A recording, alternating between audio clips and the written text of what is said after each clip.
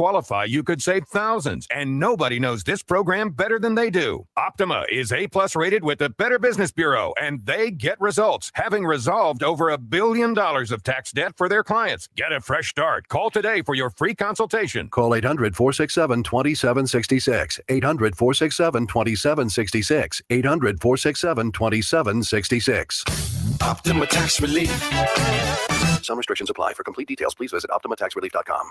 Hey, Ogama, I've been hearing a lot about this term, climate justice. What is that? Climate justice is recognizing that the negative impacts of climate change don't affect all people equally. It also means transitioning from a fossil fuel-based economy to a more sustainable future. MN350 is one of the groups that's pushing for this transition to protect our futures. You can even get involved too. That's great, especially since I'm concerned about pipeline projects like Line 3. How can I help MN350? Just find them on Facebook or visit mn350.org.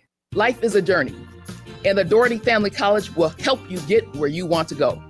Located downtown Minneapolis, this affordable 2-year college provides free textbooks, a laptop, meals, career coaches, one-on-one mentorship, and a Metro Transit pass, making DFC the perfect pathway to a bachelor's degree. Turn your dreams into reality. Connect with a counselor today at dfc.stthomas.edu.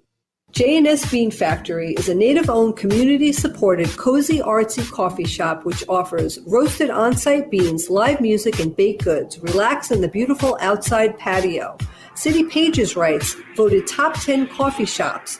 Tucked into a quiet corner of St. Paul's Highland Park neighborhood, this coffee shop roasts beans on-site from the best coffee-growing countries in the world. Located at 1518 Randolph Avenue, St. Paul. The good stuff. Hey, Cudahy to all my friends and relatives in 4 directions. This is Robert Pilot of Native Roots Radio presents I'm Awake. I'm here to ask you for your support. Finding honest Native-centered news is not easy. But with your support, we're able to provide accurate information about Standing Rock, Line 3, treaty violations, and COVID-19 in our Native communities. Please visit Native Roots Radio Network on Patreon and donate if you can. That's Native Roots Radio Network on Patreon. Pinigigi, and thank you for your support. Minnesota has the only original wolf population in the continental United States, and 80% of Minnesotans believe the wolf should be protected. Howling for Wolves is asking Minnesotans to respect our true wildlife manager, the wolf. Their survival is critical to our ecosystems, our communities, and even our economy. As highly intelligent animals with strong social bonds, Minnesota wolves deserve to be protected and admired. Learn more at howlingforwolves.org. Let's live and let howl. With a look at your AM 950 weather, I'm Patrick Lilia. Clear skies overnight, getting down to 48 degrees. Then Saturday, sunshine and a high of 75. If you have a big home improvement project, Snap Construction can help with roofing, siding, decks, windows, and so much more. Go with the pros AM 950 Trust. Call 612-333-SNAP or visit snapconstruction.com. Portions of Native Roots Radio may be pre-recorded. It's a good day to be indigenous. Get up, stand up. They are going to become more brutal. Couldn't cut, any cut again. Because all the hippies were trying to be Indians anyway. They're going to become more repressive because it's a matter of dollars and their illusionary concepts of power. Hey, Victor. We must live in balance with the earth. And also with recent happenings at Wounded Knee. I am awake. Hello, everyone. Welcome to Native Roots Radio presents I'm Awake, and I'm your host today, Wendy Pilot, also known as Hanajihihani. Robert is working on important Ho-Chunk Nation matters, and he's actually in Black River Falls right now, but he'll be back with us on Monday. On Native Roots Radio presents I'm Awake, we discuss national and Twin Cities Native American news and events. And as we all know, Native issues are human issues, and human issues are Native issues. This portion of the show is brought to you by the Twin Cities American Indian COVID-19 hotline. You can call them at 651-304-9986. They're open Monday through Friday from 8 a.m. to 8 p.m. You can call them with any COVID-19 questions that you have. So today we have our A-team here. We have Ogama Ganuokwe and Lewis Eagle Thunder, the A-team, and we're all here holding down the fort while Robert is out.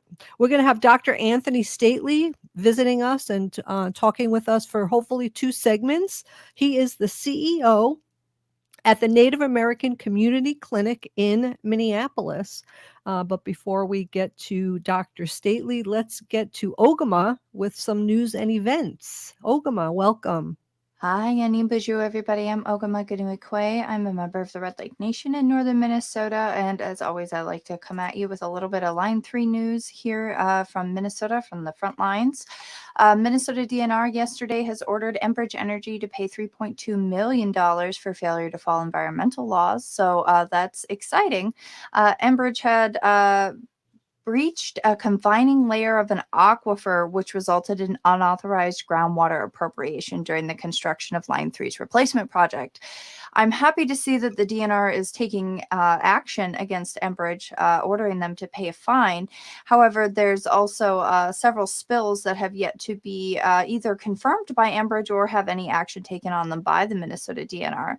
So at the same time, the Minnesota DNR has ordered Enbridge to pay a $3.32 million fine. The Minnesota DNR has also now asked the Court of Appeals to overturn a decision from the Minnesota Supreme Court against the White Earth Band of Ojibwe filing suit last month against the DNR on behalf of the Wild Rice, or Manoomin. The DNR asked for a federal injunction to halt the suit, trying to say that White Earth Court doesn't have jurisdiction over the state, and the judge threw that out on September 3rd. So now they've gone and asked the St. Louis-based 8th Circuit of Court of Appeals to overturn that decision.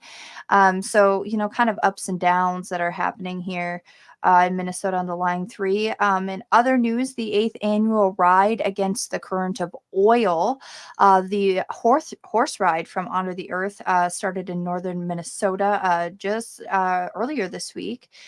So horses are saddled and riders are riding against the current of oil in northern Minnesota down the route of the Line 3 Enbridge replacement project here. And they're saying prayers as long as they go. So I wanted to put my prayers out for them today and to let them know that we support them, as well as the treaty walkers who are walking from Bacchus, Minnesota to Superior, Minnesota, and I believe the opposite direction to Superior, Wisconsin, rather, in prayer in opposition of the Line 3 pipeline as well. Coming up here this Monday, the 20th, from 5 to 6 p.m. is a Stop Line 3 rally at the Minnesota Governor's Residence, hosted by Women Against Military Madness, also known as WHAM, and MN 350, Building a Climate Movement in Minnesota, plus others. They're going to have a Stop Line 3 vigil in solidarity with water protectors every Monday from 5 to 6 p.m. in St. Paul at the Governor's Mansion, which is at 1006 Summit Avenue. And all people are welcome. Bring signs, spread the word. It's going to be really exciting. So I wanted to bring that up for everybody. Happening now, and also in the fight to stop Line 3 is the Dance the Line Away in Fargo. Right now, there's people out in Fargo, out on the street dancing and drawing attention to this horrendous project here in northern Minnesota. So we want to send them our love and support as well. Quick update on the Line 5 pipeline in Michigan. Mediation ended earlier this week between the state of Michigan and Enbridge Energy, who also owns the Line 5 pipeline. In November, the state gave the Line 5 owner, Enbridge, 180 days to arrange for a shutdown period for their pipeline that was granted an easement in 1958, which runs under the Straits of Mackinac in northern Michigan, under the Great Lakes. Michigan filed a case in state court seeking to get its authority in the shutdown, and Enbridge has refused to close by that date and continued in operation on Line 5, and instead filed a competing suit against the state in federal court, asking the judge to rule only federal regulators have any say over the pipeline's closure. But the mediation that was seeking to end the impasse of what's happening actually failed. So the state has refused to continue doing any more mediation with Enbridge. I can only imagine why.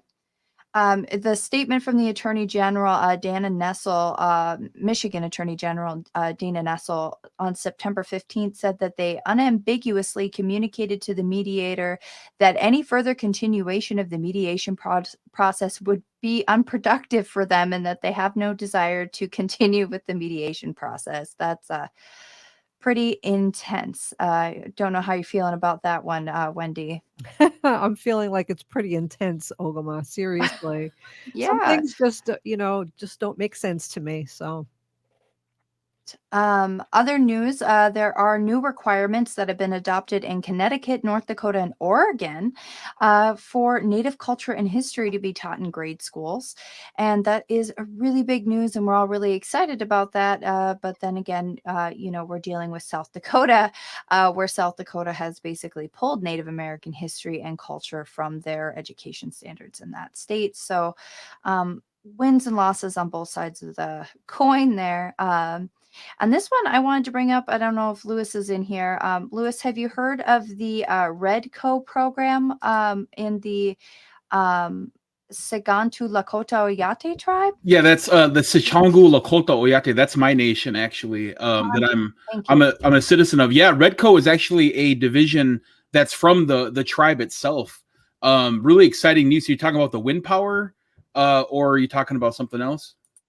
I was actually talking about the language. So Rosebud Economic Development Corporation has rolled out a language preservation program. So they're actually paying 7 citizens of the Rosebud Nation a full-time salary and full benefits to learn Lakota, which is really exciting. So I thought that I would share that. I mean, I think it's really exciting. It's a 3-year program, and participants are to become conversationally fluent in Lakota through commitment, rigor, and immersion. And I found that to be really exciting. And I hope that more tribes can find ways to do that, to bring back our languages. Most languages for traditional languages in any tribes are considered what is essentially functionally extinct because they are not able to be spoken widespread or in public. So I know, Lewis, I commend you. You know a lot of your tribal language, and you constantly are patient with me and correct me when I mispronounce. It's like me and Ho Chunk or Anishinaabe or Ojibwe. It's the same thing. We're all learning. And that's wonderful. I could say Manuman now. That's wonderful, right? That's a very easy word, but I mean, for me, it's kind of hard. Right. Yes, it definitely takes practice. I still struggle to do parts of my own introduction in Anishinaabe, but it's Ojibwe Moen. But someday, everybody, you'll get to hear me do it, and I hope the ancestors will be proud of me for that one. So every step we take is the right direction. Exactly. Wendy, who do we have on next joining us tonight? We have Dr. Antony Stately. He will be on. He has a PhD in child psychology, and he is the CEO at the Native American Community Clinic right here in Minneapolis. And, over the years, I've learned quite a few words in Ho-Chunk. Also, I can't, put a sentence together, but I could say good morning. I know how to say grandmother. I know, like a handful of words. So I'll just keep building my words, and hopefully someday I'll be able to, produce a sentence. That would be really awesome. You've been listening to Native Roots Radio Presents I'm Awake. I'm your host today, Wendy Pilot, and we'll be up next with Dr. Antony Stately. Stay with us. Hey, Ogama, I've been hearing a lot about this term, climate justice. What is that? Climate justice is recognizing that the negative impacts of climate change don't affect all people equally. It also means transitioning from a fossil fuel-based economy to a more sustainable future. MN350 is one of the groups that's pushing for this transition to protect our futures. You can even get involved too. That's great, especially since I'm concerned about pipeline projects like Line 3. How can I help MN350? Just find them on Facebook or visit mn350.org. Unwanted sexting or photos, inappropriate jokes, even tickling or wrestling can feel like a violation. Catcalling, cornering, or groping, getting them drunk or high for sex, recording sexual acts without permission, hurting someone because of their sexual orientation, raping a family member, a child, a date, a friend, a stranger, purchasing a human being for sex. You make the choice every single time. Sexual violence is many things. Make a choice. Do not do it. Sponsored by the Minnesota Indian Women's Sexual Assault Coalition. Minnesota has the only original wolf population in the continental United States, and 80% of Minnesotans believe the wolf should be protected. Howling for Wolves is asking Minnesotans to respect our true wildlife manager, the wolf. Their survival is critical to our ecosystems, our communities, and even our economy. As highly intelligent animals with strong social bonds, Minnesota wolves deserve to be protected and admired. Learn more at howlingforwolves.org. Let's live and let howl. If you're hurting in your relationship or have been affected by sexual violence, you're not alone. Strong Hearts Native Helpline can help you through these difficult and uncertain times. Strong Hearts Helpline is a free 24/7 confidential domestic dating and sexual violence helpline for Native Americans. Help is available by calling 1-844-762-8483 or by clicking on the Chat Now icon on strongheartshelpline.org. This message is sponsored by the National Indigenous Women's Resource Center. Bijou, I am Oshawashko Gijig. I'm from Red Lake Nation, and you're listening to Native Roots Radio. Welcome back to Native Roots Radio presents I'm Awake. I am Wendy Pilot. I am sitting in today for Robert Pilot. He is in Black River Falls on important Ho-Chunk Nation matters, but he'll be back on Monday. And I love little Anna there with her cute little 7-year-old voice, and she's so cute. So I always love to hear her. It looks like Dr. Stately is not here right now, but what we can do is this portion of the show, we're going to switch things up here. This portion of the show is brought to you by Howling for Wolves, protecting wolves for future generations. Was on the howl in there on the beginning, Wendy. Wow. I know. Well, we're going to switch things up today. We fly by the seat of our pants sometimes, and it often works pretty well that way. And it is Friday, so it's going to be a late, happy piece here for my animal segment. I've been talking a lot about wolves and what's going on with the wolves right now, and that they are off the endangered species list, and that there's lots of states in the United States right now hunting them. So I will give you updates on that on Monday, but for today, I'd really like to talk about all the good things that wolves provide to us, and that people should know about. So the first thing is, I have an article here. It's called From Mother Jones. You could look it up, but there's 10 reasons why we really need to have our wolves in the United States. The reason one is, without wolves and other large predators, ecosystems can go haywire. In 2001 study found that when wolves went extinct in Yellowstone, for example, the moose population ballooned to 5 times its normal size and demolished woody vegetation where birds nested. As a result, several bird species were eliminated in the park. And I was just reading something before too, that the wolves also will kill like elk and other large animals that are sick. So when they do kill those sick animals, it helps stop the spread of disease in those certain herds. So that's another thing. But reason 2, scavengers thrive when wolves are around. The species that help themselves to wolves' leftovers includes ravens, wolverines, bald eagles, golden eagles. 3 weasel species: mink, lynx, cougar, grizzly bears, chickadees, mass shrew. I have no idea what that is. Great owl, the great gray owl, and more than 445 species of beetles. So not only do they help themselves to some food, they also help others. So we really appreciate that. Thank you, wolves, for that.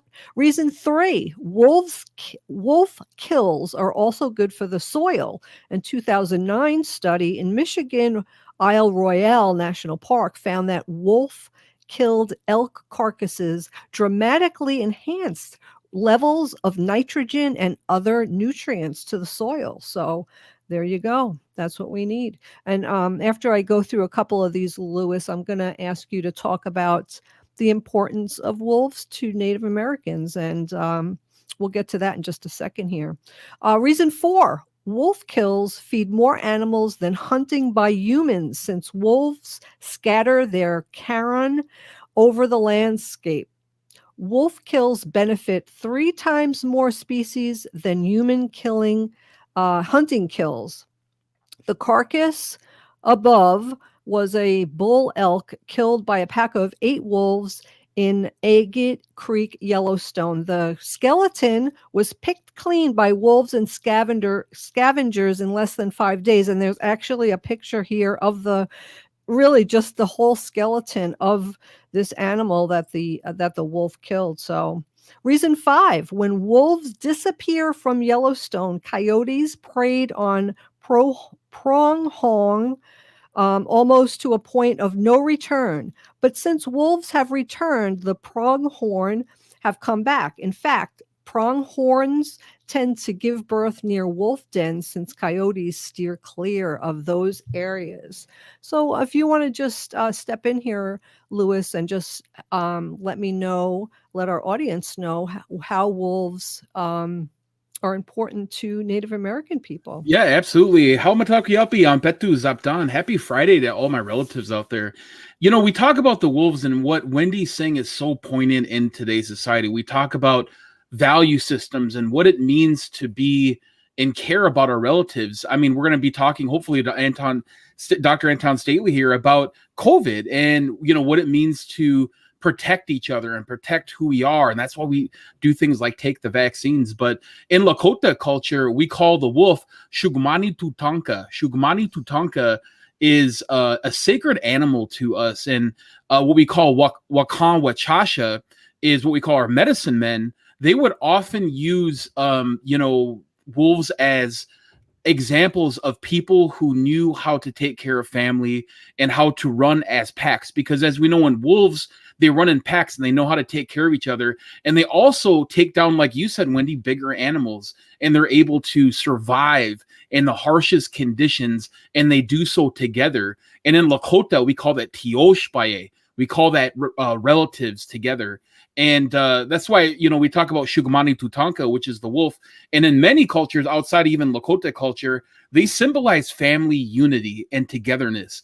And it's so sad to see the decision that Montana has made with continuing to kill the wolves like they're nothing, like they're bags of flour. When these animals have done so much for us, why don't we do a little bit as, you know, the kings of the kingdom and actually protect those that can't protect themselves, that can't speak for themselves? And I think, Wendy, you do such a great job. Native Roots Radio does a great job of talking to those animals that can't speak for themselves. These wolf hunts are immoral, and I'm going to say it is immoral, and I believe so. Wendy, what do you think? Yes, I believe it is immoral too. And I'm hoping that on Monday I'll have some good updates about these these killings right now.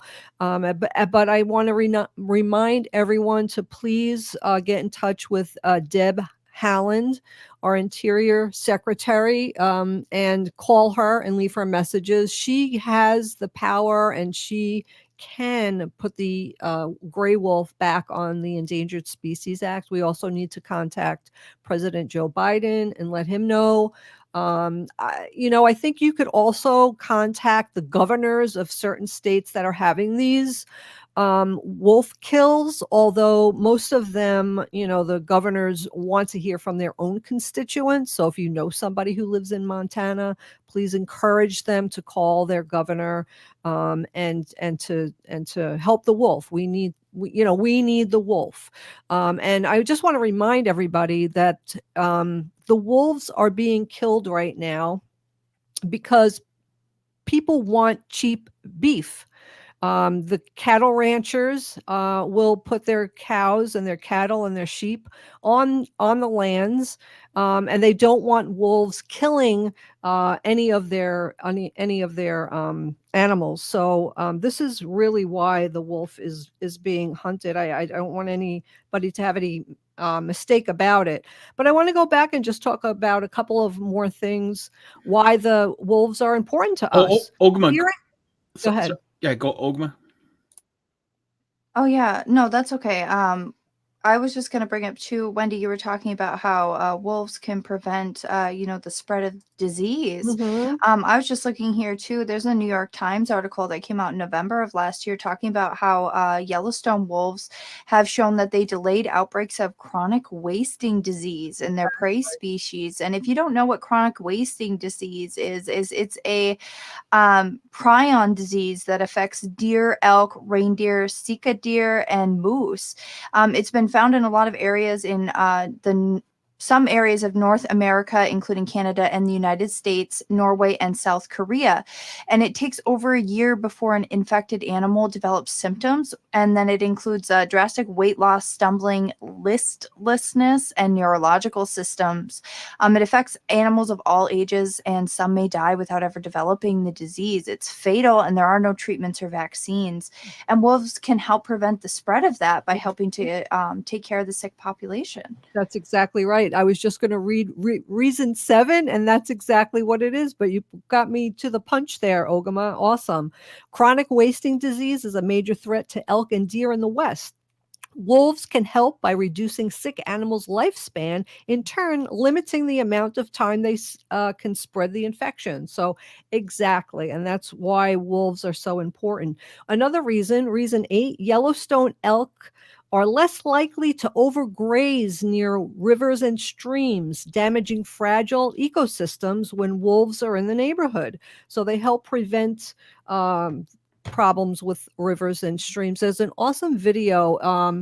If you can find it on YouTube. I encourage everyone to watch it. It's called How Wolves Change Rivers. And it's a wonderful little story about Yellowstone Park and how when the wolves were reintroduced, how it made the Yellowstone National Park a Garden of Eden again, because it was really run down by all the moose and elk that overgrazed, and there wasn't anything there, and how it really encouraged and blossomed the ecosystem there. So it's called How Wolves Change Rivers. So take a listen and check it out. We'll be right back here. You're listening to Native Roots Radio presents I'm Awake. I'm your host today, Wendy Pilot, also known as Hanaji Hihani. And up next, hopefully, we'll have Dr. Antony Stately, who is the CEO of the Native American Community Clinic here in Minneapolis. If not, Lewis, get ready. All right. You're listening to Native Roots Radio. We'll be right back after this short break. Stay with us.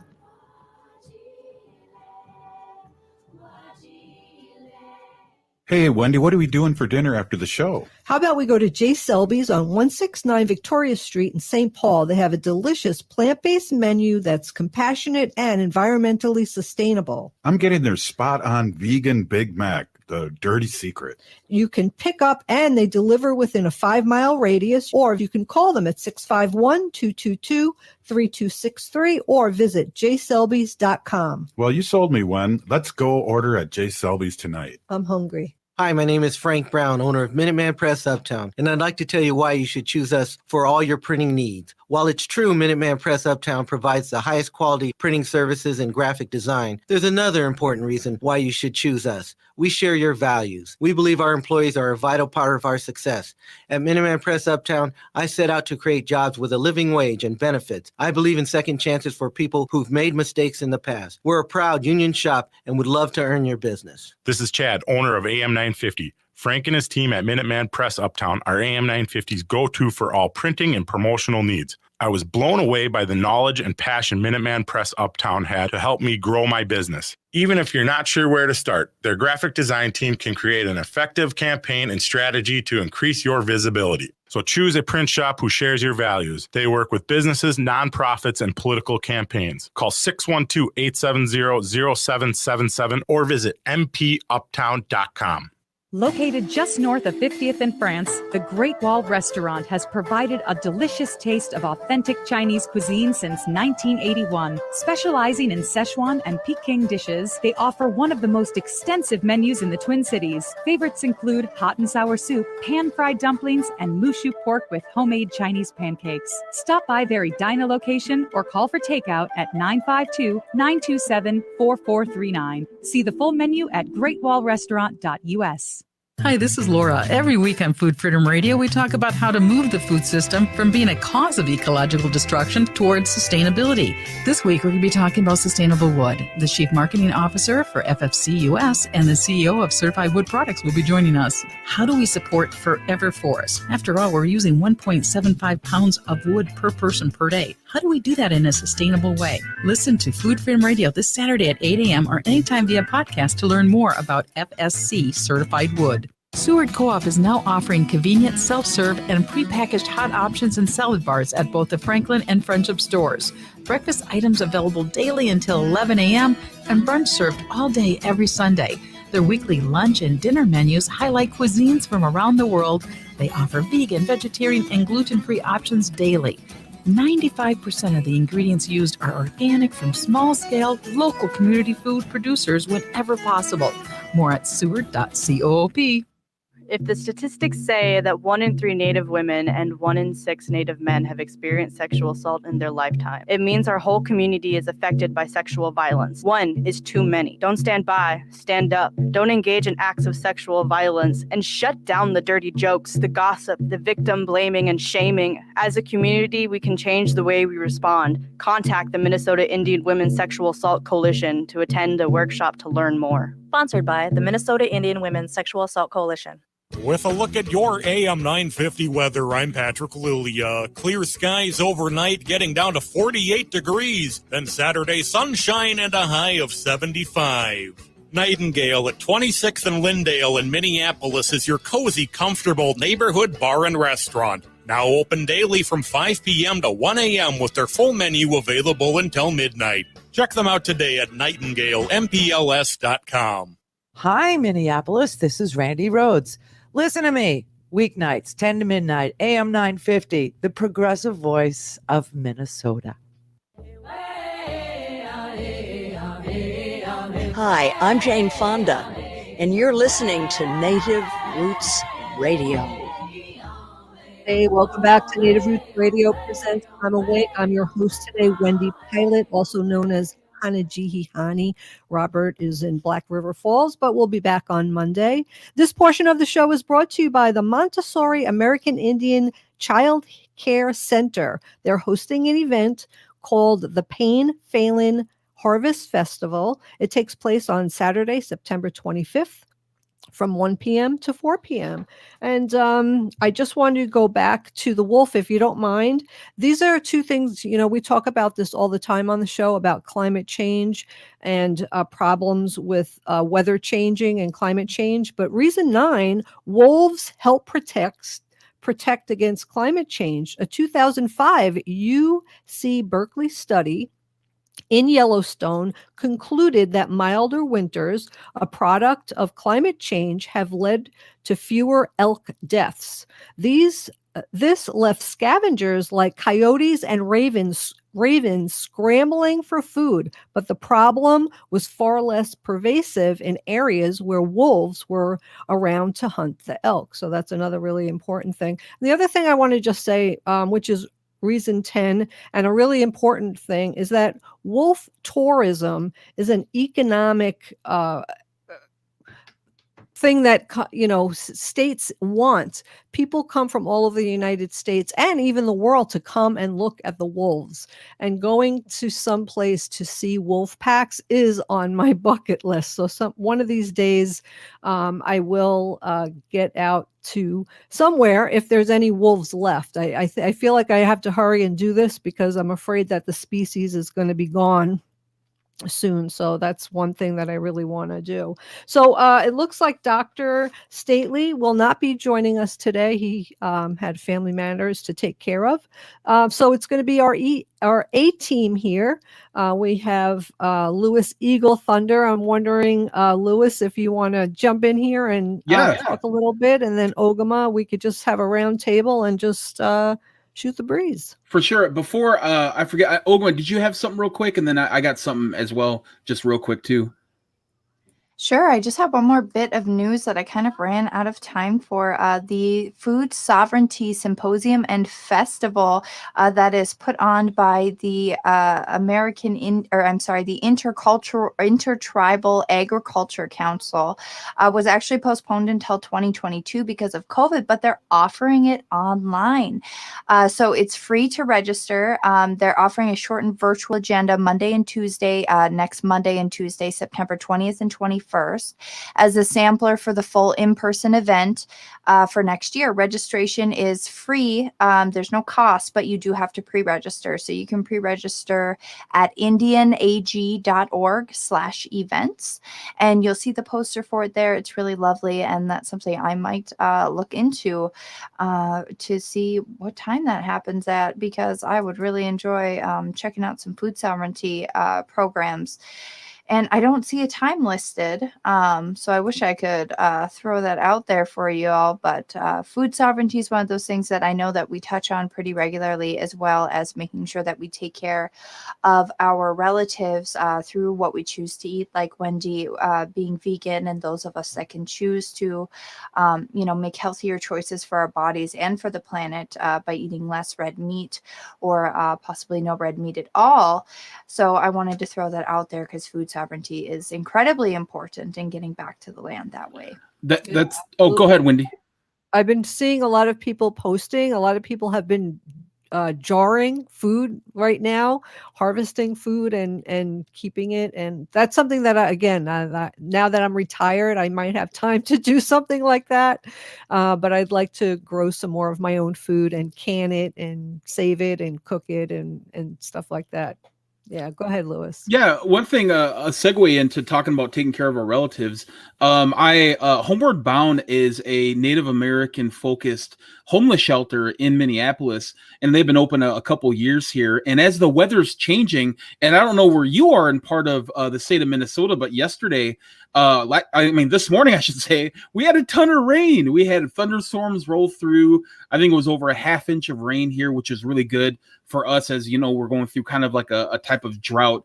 But with the weather changing, we also have our relatives that are homeless and experiencing challenges with home security that need warm clothes. And Jace Rowe of Homeward Bound mentioned on his alerts recently that they're looking for warm weather gear. We're talking socks, jackets, etc.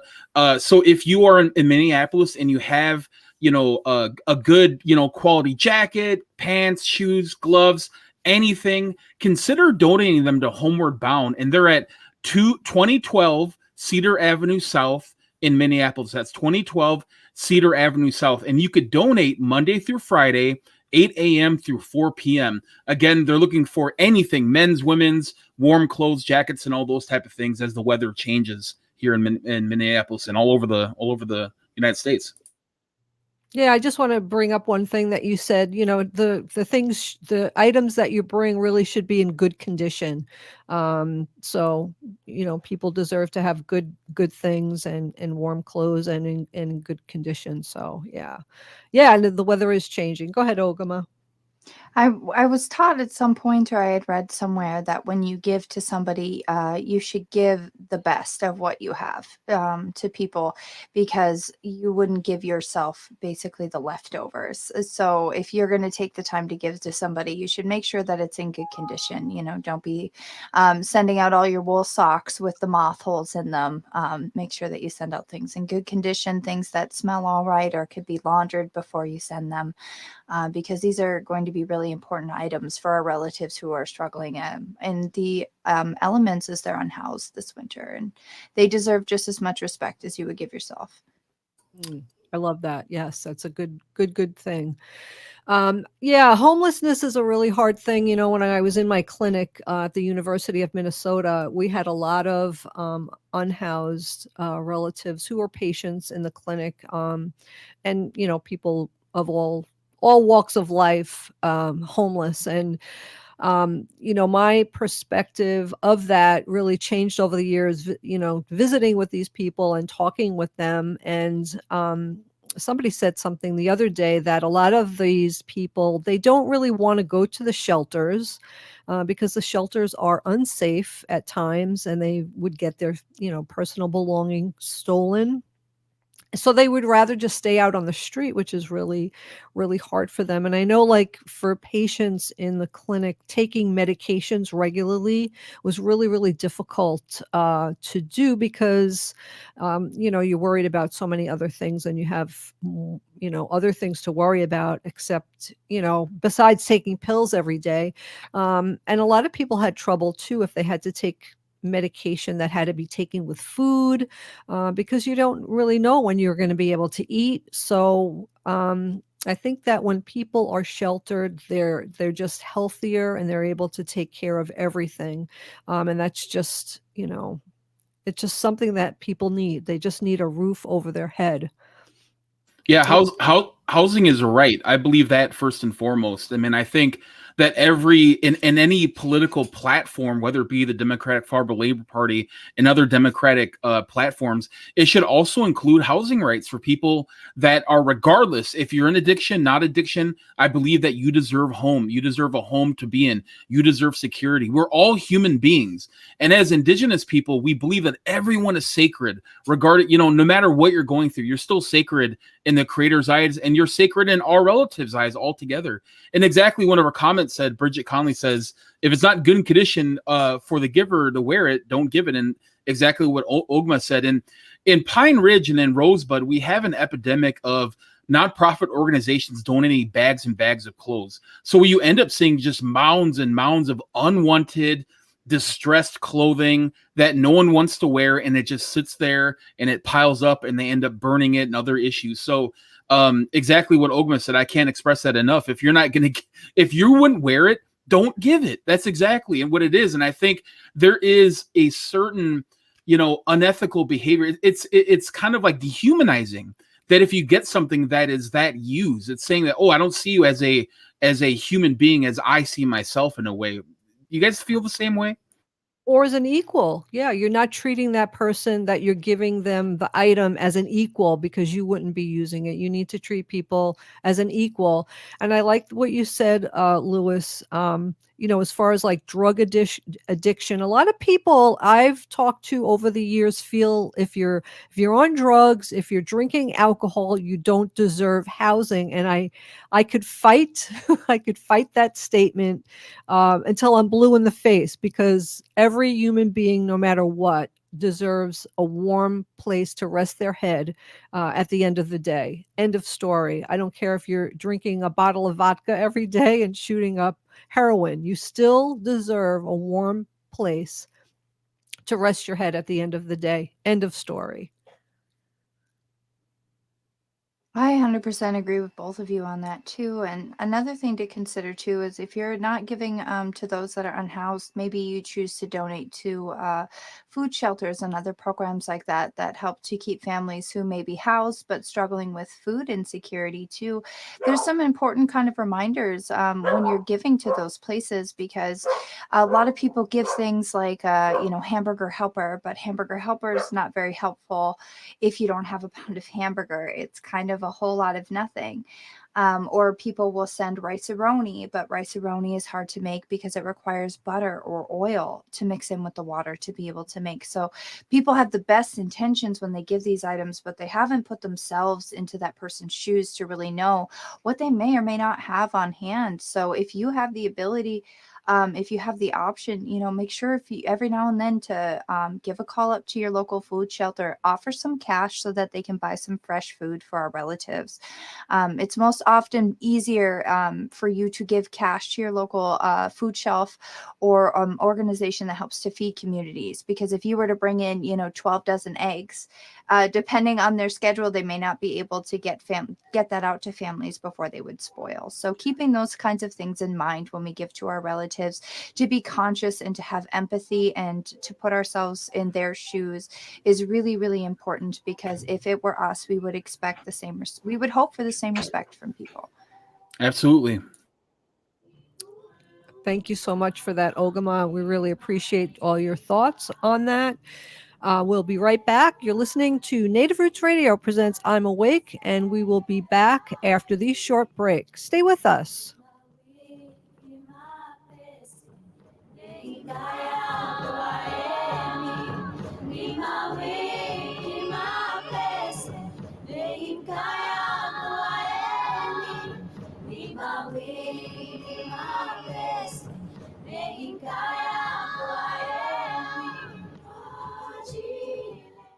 Hey Cudahy to all my friends and relatives in four directions. This is Robert Pilot of Native Roots Radio presents I'm Awake.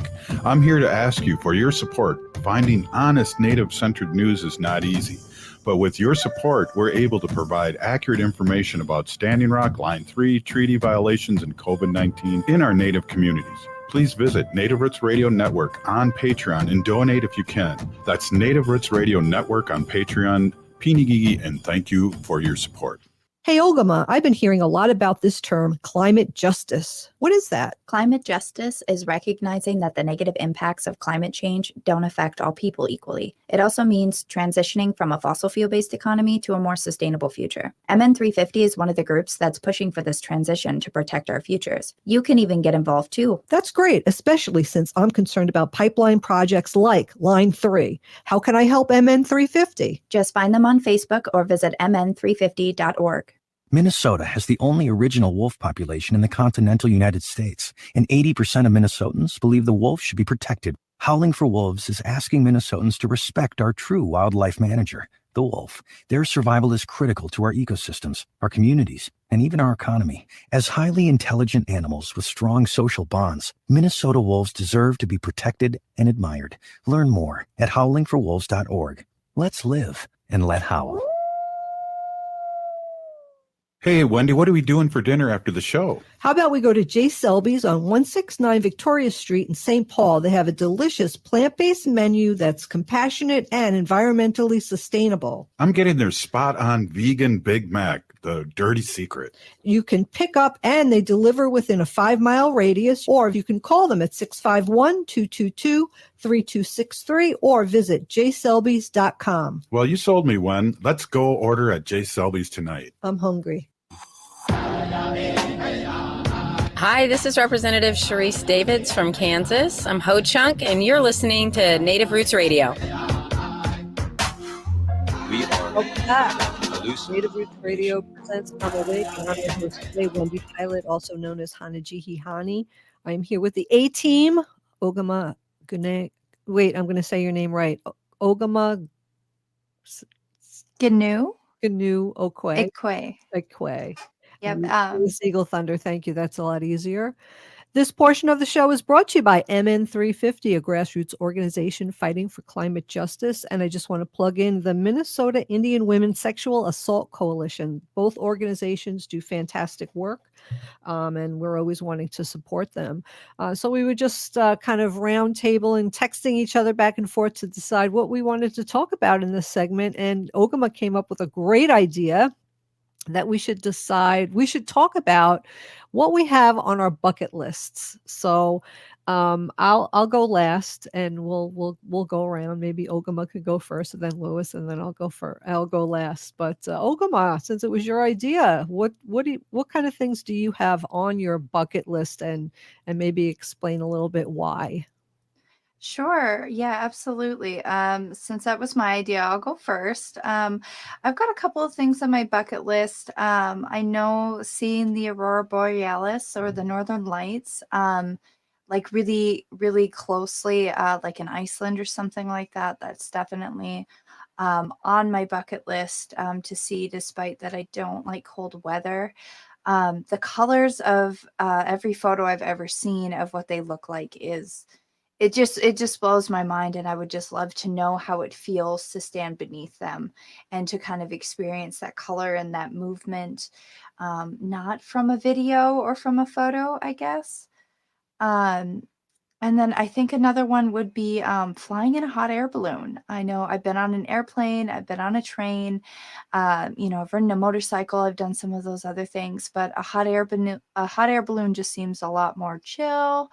It seems really I don't know, just gentler. I don't like airplanes. They give me anxiety. And I know you can't like travel very far by hot air balloon, but I think it would be nice to take a hot air balloon ride. So what about you, Lewis?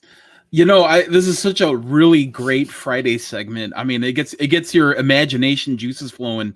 And this is gonna sound kind of weird, and I apologize to the audience, but I would love to see a UFO someday, man. It would be great to just see one pass me by and be like, wow, look how crazy that is. I mean, that would just be like phenomenal, kind of life-changing fun. I mean, I know it's kind of scary, but kind of fun in a way. Like, holy cow, I saw something kind of cool.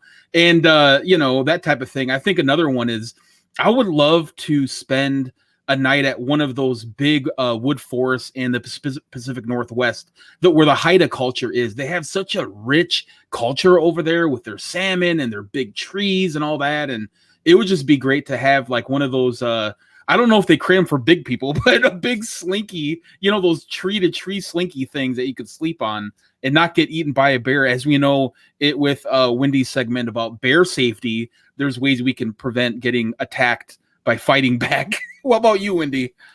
Oh my gosh. I have quite a few things on my bucket list, but they're a little bit different, I think, than other people's. Like, I've always wanted to get arrested, but for getting into good trouble, like good trouble, getting arrested. I think it's really scary at the same time. It really worries me because I don't want to, be there like for days and days and days, but like, make a point, stand up for something, get arrested and get released the next day, something like that. So that's on my list. I've always wanted to like stay for like a month or two or however long at an animal sanctuary and just be able to like take care of the animals, feed them, just watch them, be around and just kind of be there with them and, just help them live a good life, I guess. And I definitely want to see the wolves. So I am, planning on doing that someday, probably soon. Years ago when I was a teenager, I went up, I lived in New York on Long Island my whole childhood and a young adult life. And when we would drive to go upstate New York, it was in the mountains and it was beautiful. But at night, there wasn't any light pollution. And I remember as a kid just looking at the blackness of the sky and seeing millions and millions of stars. And I want to do that again. I want to go where there's no light pollution and see. I mean, I was mesmerized I just didn't even realize how many stars were in the sky because you don't really see it here in the cities.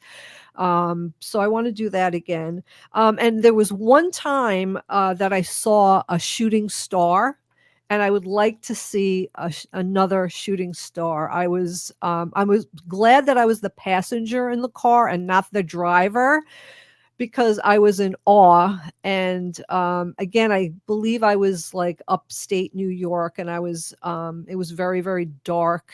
And it was just an unbelievable sight to see a shooting star go across the sky. And it was really, really unbelievable. So those are the few that I have. I always want to have animals around me. I'll always have pets and dogs and rescues and broken down cats and things like that. So that's always something that I want to do. So, it's funny. You were talking about seeing wolves, right? As, kind of a visitor and on their own territory and stuff. And I don't know if you guys remember a couple of years ago, some lady in the Black Hills went too close to a buffalo and got her pants ripped off. You guys remember that story? It was just insane. Yeah. So as you visit our four-legged relatives, also know they are wild and they will rip your pants off.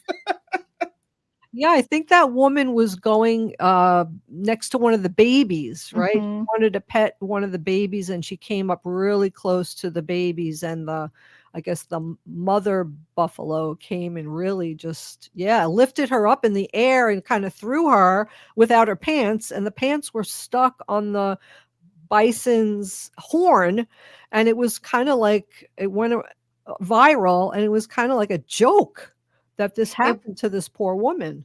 It was a joke, only because us Native people have a hearty sense of humor is probably the polite way to put it. I think, the memes and humor things that came out of it, I don't think those things would have come if the woman would have been really severely injured.